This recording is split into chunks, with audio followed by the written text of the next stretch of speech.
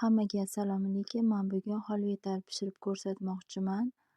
Birinchi bo'lib qozonimizga yog'imizni quyib olamiz. Keyin unimizni solib, shunaqa tinmasdan aralashtirib qovurib olamiz.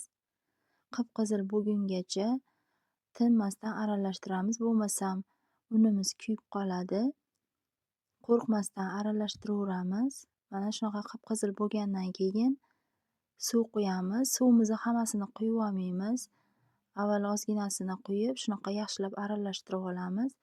O'shanda qumoq-qumoq bo'lib qolmaydi. Mana qolgan suvimizni ham quyib, qaynatib olamiz. Keyin shakar solamiz. Shakar solgandan keyin ham yana ozgina qaynatib tursanglar, shunaqa qip-qizil bo'lib, yana ham chiroyli rangi kiradi. Mana shunaqa bo'lib, yana ham rangi chiroyli bo'ldi. Unaqa qumoq-qumoq bo'lib qolgani yo'q. Mana juda ham chiroyli va mazali bo'ldi. Yoniga chalpak qildim.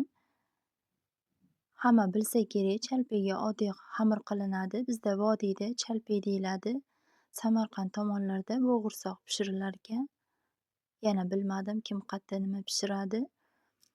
Bizda vodiyda chalpak pishiriladi. Mana shunaqa qilib yoniga chalpak pishirib dasturxonga tortiq qilamiz. Yoqimli ishtaha hammaga.